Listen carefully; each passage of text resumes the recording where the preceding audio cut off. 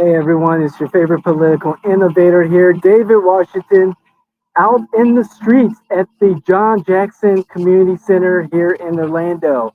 It was one of the polling places for the special election for Senate District 15, vacated by the death of Senator Geraldine Thompson, and House District 40, which was vacated by Representative LaVon Bracy Davis, who ran for the late Senator Thompson's seat. So I'm disappointed. First of all, disappointed with the turnout. Um, Less than 10%. 8.9% is the unofficial turnout numbers. And given that the election was yesterday, September 2nd, 2025, there's really no excuse for turnout to be so low. I mean, seriously, we're used to having elections, our primary elections, towards the end of August. So if the candidates specifically and the parties in general treated this special election as a regular election, primary election during the election cycle, perhaps we would have had earlier turnout. Also, earlier I was talking to one of my business partners, and he's in the district, and he received notification 4 days in advance of the election that there was an election. And yes, it was the holiday weekend. We're talking Labor Day weekend. However, that's not an excuse. So the first issue I have, of course, as I stated, is turnout. Eh, there's really no excuse for less than 10%. There really isn't, unless it's some type of national disaster or state disaster, but then people are rallied. I mean, people rally around the flag, rally around the election, and the parties and the candidates make sure that they get their voters out. Second, the Democrats had an opportunity to not just galvanize their voters here in this particular special election. And granted, the Democratic candidates did win their elections by a rate of 70, 73, 74% to 20, 23, 25% for their Republican challenger. They did well. However, however, this was the opportunity to show that the Democrats are relevant. With 10% of the vote, no one cares. No one knows. No one knew that there was election. No one knows about your candidate. And, although people we elect may look like us, they may not be in our own best interest. And I'm not saying that about Senator elect Bracy Davis or Representative elect Rashawn Young.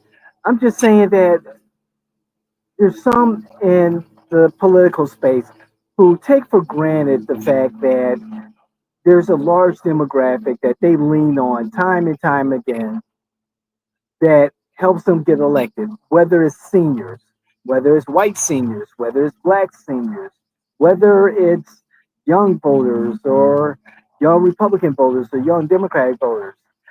We've got to move past that and engage our voters, our constituents, our citizens, our residents, and let them know that their involvement in the civic process is incredibly important.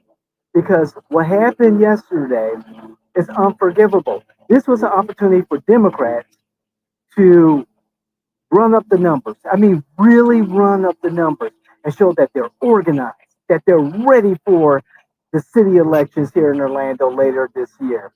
The midterm elections is never too soon.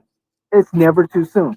It's always too late because you can never put more time on the clock. Third, for the Republicans, abysmal.